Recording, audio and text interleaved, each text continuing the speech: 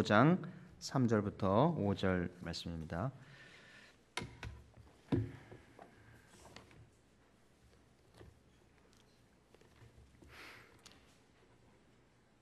요한복음 15장 3절부터 5절입니다.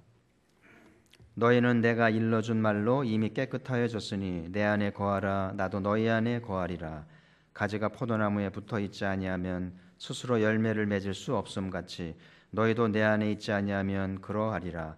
나는 포도나무요 너희는 가지라. 그가 내 안에 내가 그 안에 거하면 사람이 열매를 많이 맺나니 나를 떠나서는 너희가 아무것도 할 수 없음이라. 아멘.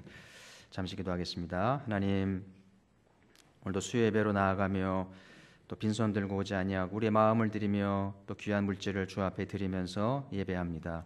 우리의 늘 정성을 주께서 기뻐하시고 우리의 마음을 받으시고 우리의 물질을 받으시며 주님 나라를 위해 요긴하게 쓰여지게 하시고 우리의 중심을 보시는 주께서 늘 최선을 다하며 옥합을 깨는 우리의 손길을 축복하시고 가포교회가 기적을 낳고 역사를 낳는 귀한 공동체로 축복하시고 모든 심령들마다 사모하며 기다리는 심령들마다 친히 말씀하시고 인도하시며 이 수요기도회의 공동체의 간구로 민족이 살게 하시고 이 땅이 회복되게 하시고 고통과 한많은 이 민족에게 소망이 있도록 예배에 기름 부어 주옵소서. 예수님 이름으로 기도하옵나이다. 아멘. 예수님께 씨 뿌리는 비유를 말씀하시면서 100배의 열매를 맺을 것이다 그랬잖아요. 근데 실제로 농사 짓는 분들의 말이 100배의 결실을 보통을 맺는다고 그래요. 그만큼 예수님이 헛되게 말씀하신 게 아니고 천지를 창조하시고 섭리하시는 분답게 이런 작물의 상황을 아시고 농산물이 큰 이변이 없는 한 100배의 결실을 맺는다는 걸 아시고 말씀하신 것인데요. 하나님이 인생을 창조하시고 우리에게 주신 것은 풍성함이라고 하는 것을 우리가 경험하고 있는데요. 농부들이 농사가 힘들잖아요. 그 손도 많이 가고 참 근심도 많고 힘든 일이 많은데도 농사를 열심히 짓는 이유는 그 수확하는 보람이 크기 때문에 농사를 짓는다는 생각이 들고요. 그래서 자연은 노력한 만큼 대가를 줘요. 큰 이변이 없는 한 이렇게 풍성한 수확으로 매년 이렇게 작물의 풍성을 주잖아요. 근데 오직 인간이 만든 시장, 인간이 만든 정부와 기관만큼은 애쓰고 노력한 만큼 결과를 주지 않기 때문에 우리 인생이 힘든 것 같아요. 그래서 이제 지금 수요예배 주시는 이 15장의 말씀이 더 우리에게 소중하게 집중해서 관심을 가져야 될 말씀이라는 생각이 들고요. 예수님이 우리에게 풍성한 인생을 약속했잖아요. 내가 온 것은 풍성케 하려 합니다. 그래서 하나님은 늘 아들을 통해서 은혜가 풍성하고 또 죄사함이 풍성하고 또 말씀이 풍성하고 또 은사도 만남도 풍성케 하시는 분 아니겠어요? 그래서 그런 하나님을 기대하면서 제가 자주 인용합니다만 고린도후서 8장 9절 부요하신 이로써 너희를 위하여 가난하게 되심은 그의 가난함으로 말미암아 너희를 부욕하게 하려 하심이라. 아멘. 부요하신 분이잖아요. 하나님의 신분이었잖아요. 근데 왜 그분이 가난하게 되셨는가? 그 가난한 목수의 아들로 태어나서 그 고생하다가 그렇게 돌아가셨는가? 우리를 부욕해 하시려고, 가난한 우리를 부욕해 하시려고. 그래서 우리가 주님을 믿으면서도 여전히 가난하고 여전히 이렇게 허덕이면 면목이 없는 거예요. 주님의 고난에 면목이 없기 때문에 우리는 아무쪼록 주님으로 말미암아 부요한 인생이 되기를 소망하고요. 이번 계절에도 하나님의 부요를 경험하면서 하나님을 찬미하는 좋은 계절 되기를 소망을 합니다. 그래서 오늘 두 번째 시간인데요. 지난주에는 농부이신 하나님, 그래서 하나님이 일하신다.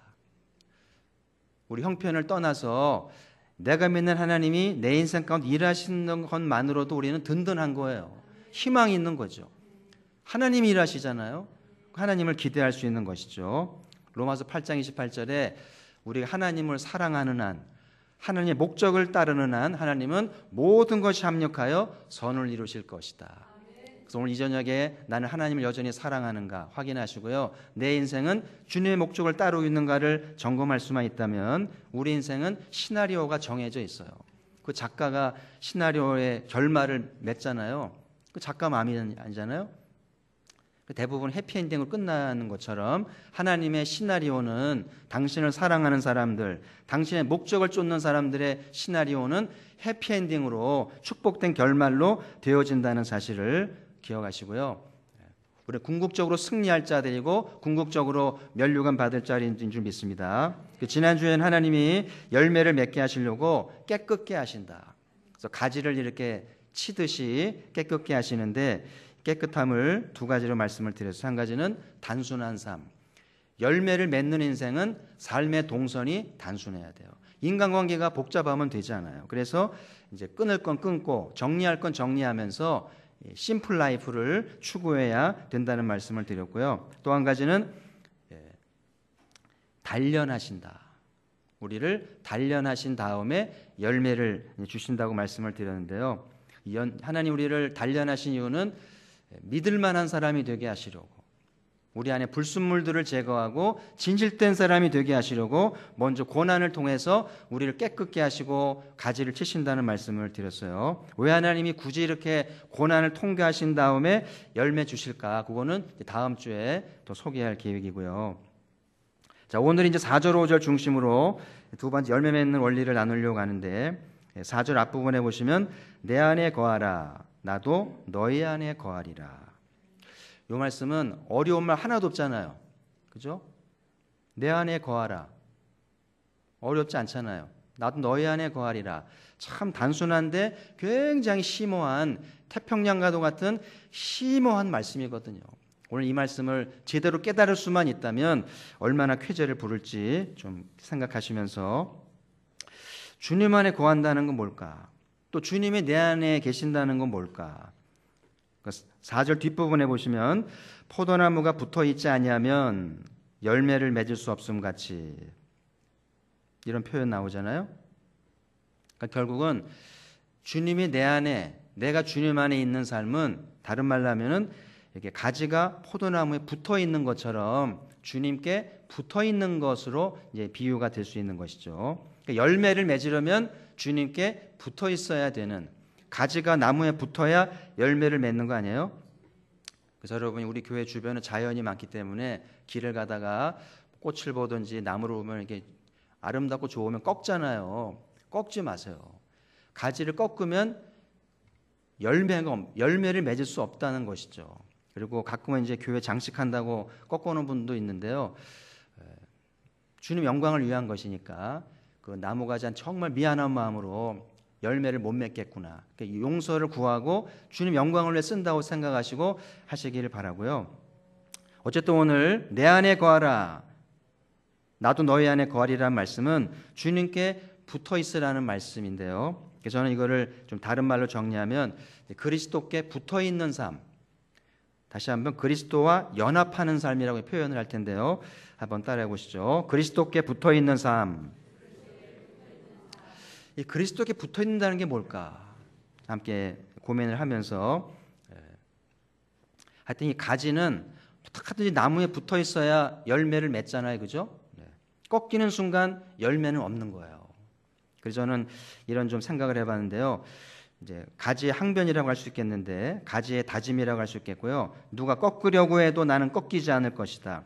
낙심이 되고 힘든 일이 있어도 떨어져 나가지 않을 것이다. 나는 주님께 붙어서 열매를 맺고야 말 것이다. 이게 오늘 가지된 우리의 이제 다짐이 되어야 되겠고 이런 의지를 이제 가져야 되겠죠. 그래서 오늘 주님께 붙어 있는 삶을 좀 이제 나누기 원하는데요. 자, 먼저 주님 안에 거하는 것이 뭔가? 내 안에 거하라 그랬잖아요. 주님 안에 거한다는 게 뭘까? 이게 이제 내 안에가 영어로는 in Christ잖아요. in Christ.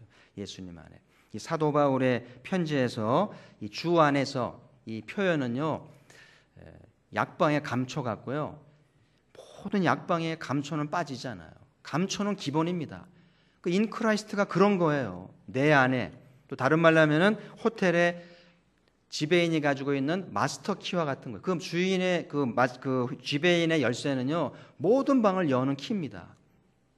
그러니까 어쨌든 이 내 안에 거하라는 말은 사도의 가르침에 있어서 그런 기능과 같은 굉장히 중요하고 결정적인 의미가 있는 것인데 그래서 오늘 주님 안에라는 말은, 이 안은 공간을 얘기하잖아요. 주님 안에라는 말이 어떤 장소와 공간을 제한하는 것은 아니다. 만약 주님 안에 거하는 게 교회 안에 있는 거라고 이제 전제를 하면 우리는 교회 살림 차려야 돼요. 주님 안에 있으라고 그랬으니까. 그럼 우리 살림 다 가져와 가지고 해야 되잖아요. 저 덕동가는 구원파가 큰 건물 짓고 들어왔잖아요. 놀라운 교회 주변에 막 집들을 짓더라고요. 제가 전해 들은 얘기는 스태프들이, 핵심 그룹들이 이제 자기네 교회가 이전을 하니까 집을 다 팔고 교회 주변에 들어와서 전적으로 헌신하기 위해서 그 집을 짓고 산다고 그러더라고요. 무서운 사람들인 거죠. 근데 우리 주님은 교회에만 계신 분은 아니죠. 어디나 계시기 때문에 여기 내 안에라는 말이 공간을 제한하는 교회 생활만 의미하는 것은 아니라는 것이죠. 그래서 어떻게 하면 우리가 교회 아니든 교회 밖이든 우리의 의식 속에 또 우리의 생각 속에 주님 안에 있을 수 있을까? 이게 이제 우리의 관건이잖아요. 사람들이 바쁘다 보면 막 뭐 일에 몰두하다 보면 잊어버릴 수도 있는 거 아니에요? 밥 먹을 때도 잊어버리고, 그죠? 신앙도 잊어버릴 수 있는 거죠. 이런 분들도 있죠. 일주일 내내 주님을 깜빡했다가 토요일이 되고 주일이 다가오니까 내일 교회 가야지. 그러면서 비로소 이제 내 예수 믿는 사람이 그럴 수 있잖아요. 그죠? 그러니까 이런 경우라면 내 안에 거하라는 삶과 굉장히 거리가 있는 삶이라고 봐야 되겠죠. 어떻게 하면 무의식 중에서라도 그 바쁜 중에서도 주님 안에 거할 수 있을까? 제가 대학교 때 감명 깊게 읽은 책 중에 그 워치만니의 영에 속한 사람이라는 책을 기억하는데요. 그 대목이 기억이 나요. 거듭난 사람은 막 복잡한 시장 한복판에서도 주님을 기억한다는 거예요. 막 시끄럽고 복잡하고 정신없는 그 와중에 주님을 기억하는 사람이 거듭난 사람이다.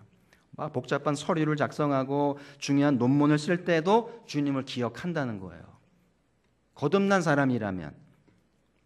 그러니까 거듭난 사람 아무리 바쁘고 정신이 없어도 그 내면에서 주님과 교제하고 주님을 의식하게 된다는 거예요.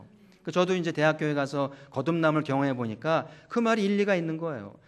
제가 거듭나 보니 24시간 주님과 동행하게 되더라고요. 한시도 주님을 잊지 않습니다. 한가해서가 아니라 아무리 바쁘고 복잡해도 주님을 기억하면서 늘 교회를 사모하고 주의 일이 즐겁고 주님 안에 사는 게 최고였던 기억이 있어요. 그래서 거듭난 그리스도인은 다른 말로 하면 연인의 삶과도 같은 거예요. 정말 사랑하는 연인은요, 보고 싶고 헤어지면 또 보고 싶고, 그죠? 늦은 밤까지 카톡하고 관심을 갖고 막 그러잖아요. 그러니까 삼자가 볼 때는 콩깍지가 끼운 게 분명하고 제정신이 아닌 거예요. 근데 놀라운 거는 사람들이 그런 사랑을 부러워합니다. 그런 시절을 그리워해요. 나도 콩깍지가 씌웠으면, 나도 정신없는 사람이 되기를 바라는 것이 그 사랑을 그리워하잖아요. 거듭난 사람은 그런 것과 같은 거예요. 그래서 24시간 주님 안에 거하는 비결은 거듭나는 거예요. 진실로 거듭나면 이제 주님 안에 거하게 된다는 것이고, 왜 거듭나게 되면 주님 안에 거하게 되는 것일까? 거듭나게 하시려고 그분이 와 계시잖아요. 그분이 누구예요? 성령님이시죠. 성령님이 오셔서 그 십자가의 은총이 나를 위한 것임을 깨닫게 해주십니다. 우리를 골고다로 인도하셔서 너를 위한 주님의 고난이다. 그러면서 우리를 거룩한 신분 되게 하시고 거듭나게 하시는데요. 그 성령님 우리를 깨어있게 하시는 거예요. 어떤 상황에서도 성령님이 깨어있게 하시면서 절대 주님을 놓치지 말아라. 일깨워 주시는 거예요. 마치 어머니가 자녀들을 이렇게 잔소리를 하듯이 성령님은 우리 안에서 한시도 주님을 놓지 말아라. 주님을 놓치면 다 잃어버리는 것이다. 할렐루야. 이렇게 말씀하시니까 주님 안에 거하는 이제 삶을 살게 되는 것이죠. 그리고 우리가 주님을 소홀히 하거나 놓치게 되면 성령님은 반드시 탄식을 하셔요. 탄식을 하면서 우리를 위해 간구하시죠. 얼마나 감사한지 몰라요. 이제 아이들이나 우리 남편들이 제일 싫어하는 말이 전화 와가지고 어디야 이렇게 묻잖아요. 어디야. 두 가지가 이제 싫은 게 왜냐면은 전화가 오면 주위 사람들한테 핀잔을 먹는데요. 그리고 또 한 가지는 꼭 내가 있는 위치가 들통나야 될 것 같고 구속당하는 것 같아서 기분이 좋지 않을 수 있다는 거죠. 그래서 우리가 어디야라고 말하기보다는 잘 있지, 밥은 챙겨 먹었어, 이렇게 다른 말로 표현하면 좀 더 좋겠다는 생각은 들고요. 오늘 말씀을 배우면서 혹시 누가 앞으로 여러분에게 전화해서 어디야 이렇게 따지면은 뭐라고 그래야 되겠어요? 어디긴 어디야, 주 안이지, 이렇게 주 안에 있지. 그게 정답인 거예요. 예수님이 먹든지 마시든지 주 안에 있으라고 그랬잖아. 나 지금 놀고 있는데 주 안에 놀거든. 그럼 되는 거예요. 그렇게 대답한 사람도 물은 사람도 안심이 되는 거야. 아, 주 안에 있구나. 놀고 있지만 주 안에 있구나. 그 안심이 되는 거예요. 그래서 오늘 주 안에 거하는 비결은 거듭나는 거예요. 거듭나야 열매를 맺는 어떤 그 전환점, 어떤 사인이 된다는 거죠. 오늘 여러분 이 저녁에 정말 거듭날 수만 있다면 여러분의 삶에는 열매가 맺히게 될 줄 믿습니다. 그럴 리는 없겠습니다만은 변화되지도 않으면서 거듭나지도 않았으면서 달랑 열매만 구하는 것은 우리가 염려하는 기복신앙인 거예요. 기복신앙. 그냥 복만 구하고 나만 잘 되길 바라는 것은 그건 억지고요. 열매를 정말 원한다면 어떻게 하라고요? 거듭나야 돼요. 거듭나서 늘 24시간 주님 안에 거할 줄 아는 것이, 그러면 열매 맺지 말라고 해도 우리 주님께서 열매를 주신다는 사실이죠. 자, 그 다음에 나도 너희 안에 거하리라. 주님이 내 안에 거신다는 말은 우리가 주님을 영접한다는 이야기죠. 현대인들은 참 영접이 어려운 단어예요. 우리가 현대를 살고 있습니다만은 현대인들은 공과 사가 분명한 사람들입니다. 출근 시간과 퇴근 시간이 다른 거예요. 그래서 모든 관계가 공적 관계일 뿐인 거예요. 일 때문에 관계가 있는 거지 일 끝나면 전혀 관계 없습니다.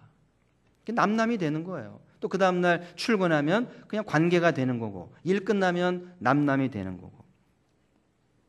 아파트에 살면은요 앞집에서 무슨 일이 있는지 도무지 모릅니다. 문을 닫고 사니까. 그렇죠? 그러니까 현대사회의 나라는 존재는 이름은 필요 없고요. 고객님이고요. 몇 번 손님이고요. 그리고 직함으로 불리는 거예요. 이름을 말해주지도 않고 알 필요도 없고, 그렇죠? 이름도 모르니까 마음은 더더욱 알 리가 없는 거죠. 현대인 사이의 관계는요, 마음은 천리길입니다. 너무 거짓이 많기 때문에 섣부르게 마음을 내놓았다가는 간을 빼가니까 마음을 열 수도 없고요. 전도가 어려운 거예요. 이런 시대이기 때문에 주님께 마음을 열어서 주님을 영접한다, 참 어려운 개념인 것 같아요. 누가복음 7장에 영접 이야기가 나오잖아요. 한 바리새인이 주님을 초대했어요. 웬일인지 모르겠습니다만은 체면 때문인지 주님을 초대했습니다. 식사 대접을 하는데 주님이 서운하신 거 아무 말씀도 안 하십니다. 근데 중간에 한 여자가 들어오더니 갑자기 자기 옥합을 깨서 예수님 발에 붓고 머리털로 예수님 씻으면서 계속 웁니다. 그 예수님이 감동을 하신 것 같아요. 그러면서 제자들 불러서 하는 말이, 얘들아, 바리새인은 내가 왔을 때 발씻을 물도 주지 않았다. 근데 이 여인은 옥합을 깨서 자기 머리털로 나를 닦았다. 누가 더 나를 잘 영접한 것이냐. 이 바리새인은 나한테 입 맞추지도 않았는데. 유대인들은 이렇게 오면 허깅하고 입 맞추게 돼 있잖아요. 이렇게 볼을 맞추면서. 그것도 생략한 거예요. 예수님이 서운한 거죠. 나를 이렇게 영접해? 근데 이 여자는 이렇게 입 맞추면서 눈물로 예수님을 영접하니까 예수님이 감동에 대해서 제자들을 교훈하는 말씀이 나오는데요. 똑같이 교회를 다니지만 어떻게 주님을 영접하는가 달라요. 여러분 집에 내일 대통령이 온다고 가정을 해보세요. 대통령이 오시면은 어떻게 될까요? 얼마나 부산하고 잠이 오겠어요? 무슨 음식을 해야 되며 어떻게 꾸며야 되겠으며 얼마나 긴장이 되겠어요. 그렇죠? 대통령보다 높으신 주님이 우리 집에 오신다 그러면 어떻게 영접을 해야 되겠는가? 지난 봄에 이제 대신방을 했잖아요. 하여튼 가정마다 막 청소도 하고 뭐 도배한 집도 있고요. 음식도 장만하고 막 준비한 모습이 감사하고요. 저 때문이라기보다는 제가 주님과 함께 가잖아요. 주님 말씀을 선포하고 주님의 임재를 나누잖아요. 그 주님을 영접하는 게 얼마나 중요한지 몰라요. 목사에게 잘하는 게 아니라 목사가 전하는 그 주님 때문에 우리는 대통령 이상으로 주님을 영접하는 것이 굉장히 열매 맺는 삶의 중요한 단서가 된다는 사실이죠. 저뿐만이 아니라 부교육자든 목자든 일꾼들이 방문할 때 그 영접해야 돼요. 왜냐하면 주님이 오시니까. 주님을 어떻게 영접하냐에 따라서 열매의 이제 질이 달라지는 거예요. 왜 주님이 우리 안에 오시려는 것일까? 우리를 감시하는 거 아닙니다. 우리를 감시하거나 우리 얽매이려고 그러는 것이 아니라 우리를 도와주시려고, 열매를 맺게 하시려고 오시니까 즐거이 영접하라는 것이고요. 버선발로 뛰쳐나가서 영접하라는 거예요. 자, 이제 5절 말씀은 좀 부연 말씀인데요. 5절을 같이 읽습니다. 시작. 나는 포도나무요 너희는 가지라. 그가 내 안에 내가 그 안에 거하면 사람이 열매를 많이 맺나니 나를 떠나서는 너희가 아무것도 할 수 없음이라. 아멘. 그러니까 오늘 말씀을 간단히 말하면 열매 맺는 인생, 풍성한 인생, 잘 되는 인생은 주님과의 관계에 달려 있는 거예요. 그래서 오늘 5절 말씀을 다시 좀 이렇게 보면 주님과 나와의 관계가 분명해야 되는데 주님은 포도나무고 우리는 가지죠. 이 주객이 바뀌면 안 돼요. 내가 포도나무인 것처럼 착각하면 안 됩니다. 열심히 살면 되는 게 아니고요. 열매는 내가 맺는 게 아닌 거예요. 우리는 열심히 살 뿐이죠. 열매를 주실 분은 그분인 거예요. 그래서 우리가 열심히 사는 것이 헛되지 않기 위해서라도 열매를 원하신다면 주님과의 관계를 분명히 해야 되고 주님이 포도나무이신 것을 인정하고 고백해야 되는 것이죠. 그래서 우리 가포교가 이 가을에 주님과 관계를 잘 맺어서 기대 이상의 열매를 주님께서 주시기를 소망하는 거예요. 내 삶의 주인이 주님이신가? 이게 분명해야 돼요. 그리고 주님과 관계가 형식적이 될 수도 있고요. 낯선 관계, 좀 어색할 수도 있고 정말 친밀한 연인 같은 관계가 될 수 있잖아요. 어떤 관계가 될 때 주님이 열매를 맺게 하실까요? 교회는 나오지만 형식적으로 예수 믿고 낯설게 예배드리고 그러면 좀 열매 맺기가 쉽지 않아요. 주님은 좀 친밀하고 좀 다정하고 그렇게 좀 아주 깊이 있는 그런 친한 벚과 같은 관계가 되기를 바라는 거죠. 친한 친구가 뭐겠어요? 언제 전화하면 만날 수 있는 친구죠. 늦은 밤에라도 전화해서 친구야 보자 그러면 그냥 달려 나와 주잖아요. 집안에 일 있으면 만세치고 찾아오는 게 친구 아니에요? 그런 관계처럼 주님과의 관계가 그런 거죠. 주님이 부르면 달려 나올 줄 알고 또 내가 호출하면 주님이 만살제치고 도우실 수 있는 그런 친한 관계가 되라는 사실이죠. 그래서 이 가을에 열매 맺는 삶의 원리는 열심히 사는 게 아니라 수단과 방법이 중요한 게 아니라 주님과의 관계가 친밀한가, 주님과 나와의 관계가 벚과 같은 관계인가를 잘 점검하시길 바라요. 여러분 수요 예배 나올 때 즐거이 나오셔야 돼요. 벗 대신 주님을 만나기 위해서 즐거이 나오시고 피곤을 무릅쓰고 주님을 경배하는 게 주님 보시기에 얼마나 귀한지 모르겠어요. 그리고 가지야 할 일은 붙어있는 삶이라고 그랬죠. 붙어있으면 열매는 맺는 거예요. 그래서 오늘 제가 말씀드린 이 주님 안에 붙어있는 것은 거듭나는 것이 지혜임을 말씀을 드렸습니다. 주님께 붙어있으려고 몸부림칠 필요가 없어요. 거듭나면 자동적으로 붙어있게 되어 있고 성령님의 도움으로 주 안에 거하게 된다는 사실이죠. 참 이 거듭남은 신비로운 거예요. 과학과 통계로 이렇게 정리될 수 없는 거예요. 사람마다 거듭남이 달라요. 어떤 사람은요 길을 가다 거듭납니다. 어떤 사람은 기도원 가서 거듭나고요. 막 기도하다 거듭나기도 하고 어떤 사람은 그냥 말씀 읽다 거듭나기도 하고요. 바람이 임의로 불듯이 아무도 몰라요. 하나님의 신비입니다. 그래서 아무쪼록 저와 여러분 모두가 주 안에서 거듭나길 소망합니다. 근데 거듭난 것은 설명할 길은 없지만 거듭난 사람은 어딘가 달라요. 교회 나오는 게 다르고 예배하는 게 다르고 봉사하는 게 다르고요. 말과 일하는 게 다르다는 사실이죠. 그래서 가지가 나무에 붙어 있으면 나무로부터 계속 양분을 공급받잖아요. 그죠? 그래서 열매를 맺도록 되는 거 아니겠어요?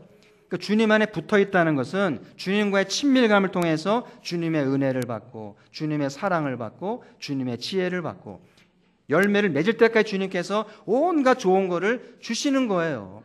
그래서 붙어 있는 게 중요한데 그 붙어 있는 영적 원리가 거듭난다는 거예요. 그래서 아무쪼록 거듭나셔서 주님 안에 거하심으로 주님으로부터 온갖 좋은 것, 사랑도 충분히 받고 말씀도 충분히 받고 은사도 충분히 받고 열매를 잘 맺기를 바라요. 왜 가포교회가 중요한가? 주님이 여기만 계신 건 아닌데 주님 우리를 가포교회를 부르신 데에는 우리 주님께서 교회를 통해서 그 사랑을 공급받고 은혜를 공급받아서 열매를 맺으라는 것이죠. 저는 가포교회가 거듭난 사람들의 공동체이기를 바라요. 거듭나야 됩니다. 이건 특별한 경우지만 말이죠. 존 웨슬리 목사님은 목사가 된 다음에 거듭났거든요. 신학을 다니고 신학 수업을 하고 안수를 받았지만 거듭나지 않을 수도 있다는 거예요. 직분은 중요하지 않습니다. 그래서 여러분 사가족이든 직분자이든 목사든지 거듭나야 되는데 나는 정말 거듭났는가가 열매의 관건이라는 것을 오늘 고민하면서 잠들기 전에 주 앞에 엎드리시기를 바라요. 오늘 이제 마지막으로 주님이 그러잖아요. 나를 떠나서는 아무것도 할 수 없다. 저 이 말씀 볼 때 좀 냉정하다는 생각이 들어요. 너무 냉정하시다. 아무것도 아니라니. 열심히 살았는데 고생하면서 살아왔는데 아무것도 아니라니 말이죠. 우리는 덕담으로 그냥 잘 될 거예요. 별일 없을 거예요. 그런 말 들으면 기분 좋잖아요. 근데 그 말은 잘못하면 이 말씀을 왜곡하는 겁니다. 조심하셔야 돼요. 우리가 뭔데 잘 될 거라고 말하고 뭔데 별일 없을 거라고 말합니까? 주님 말씀하시기를 나를 떠나서는 nothing, 아무것도 안 된다는 거예요. 그래서 여러분 진정한 친구라면, 진정한 배우자라면, 진정한 교회 동지라면 이 말씀을 선언해야 돼요. 주님 안에 돌아오기를 말해야 된다는 사실이죠. 이게 사람들은요 이렇게 조금 잘 되면 교회 열심히 안 나가도 주님 안에 거하면서 잘 되면 용기를 내요. 잘 되네. 여러분 도박도 그렇고 주식도 그렇고요. 잘 되는 것 같아요. 돈 따게 해줍니다. 근데 전문가가 아니면 다 잃게 돼 있는 것이 도박이며 주식 아니에요. 어려움을 당하는 거예요. 그래서 여러분 그것만이 아니라 공부도 그렇고 사업도 그렇고 사랑도 그렇고 주님 안에 거하지 않으면 다 안 된다는 거예요. 주님 안에 거해야 이 모든 것이 열매와 풍성함으로 된다는 사실이죠. 성도 여러분, 지금 우리나라 사회는요 다 알다시피 정말 열심히 살면 살수록 잘 된다는 보장이 없는 사회입니다. 아직도 악법이 많고요, 부조리한 이 제도들이 너무 많고요, 그리고 너무나 악한 것들이 많기 때문에 열심히 살았는데 인정받지 못해요. 성실히 일했는데 승진하지 못합니다. 이런 사회이기 때문에 더 절망을 하고요. 이번엔 잘 될 줄 알았는데 변수가 나는 거예요. 미사일 터뜨리고요, 지진 나고요, 바이어가 떠나고요, 달러가 막 올라가고요, 떨어지고요. 우리가 노력에 불가항력적인 일이 너무나 많아요. 절망을 하는 거죠. 우리는 그렇기 때문에 더 우리는 주님 안에 거해야 돼요. 주님 안에 거하면 어떤 상황에도 주님은 열매를 맺게 해주신다는 거예요. 세상 변수를 믿지 말고 인간의 노력을 믿지 말고 주님을 믿어서 열매 맺기를 소망을 해요. 참 포도나무 그분께 부분께 붙어서 열매를 맺기를 소망을 합니다. 그래서 오늘 말씀대로 주 안에 거합시다. 24시간 우리의 무의식 속에서라도 모든 생각 속에 주님 안에 거하길 바라는데 그 비결은 거듭나는 거예요. 주님을 정말 거듭나 사랑하게 되면은요 너무 자연스러운 거예요. 주님 안에 거하게 되어 있다는 사실이고요. 그래서 마치 그 누가복음 15장의 탕자 이야기처럼 탕자가 한때는 잘 나갔잖아요. 돈도 좀 있고. 근데 돈 다 까먹고 방탕하다가 그 밑바닥 인생이 되면서 아버지께 돌아오면서 회개하고 돌아오잖아요. 그게 우리의 모습이 돼야 돼요. 성령님의 도움을 통해서 이런 과정을 겪을 때 거듭나는 거예요. 내가 얼마나 비참한 존재인지, 내 삶의 자리가 얼마나 절망적인 자리를 깨닫고 아버지께 돌아와서 거듭나고 회개하고 새 사람 되는 것이 거듭나는 것인데 이런 은혜가 있기를 바라요. 누가 여러분에게 어디 있냐고 물으면 뭐라고 대답하라고요? 주 안에 있지. 주 안에 있잖아. 걱정하지 마. 그렇게 가르치고 그렇게 대답할 수 있기를 바랍니다. 주 안에 있으면 아무 문제가 없어요. 좀 심리하게 말하면 죄를 져도 괜찮아요.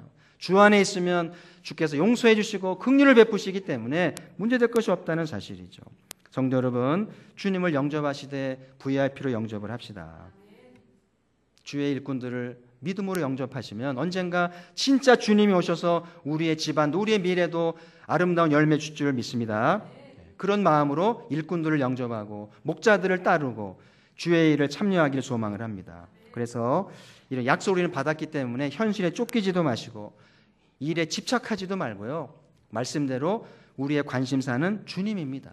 주님 안에 거하기만 하면 주님께 때가 되면 열매 주실 텐데 이 가을에 어떤 열매 주실지 또 이번 특세를 통해서 100배 열매를 기대하면서 사모하는 우리가 되기를 주님의 이름으로 축복합니다.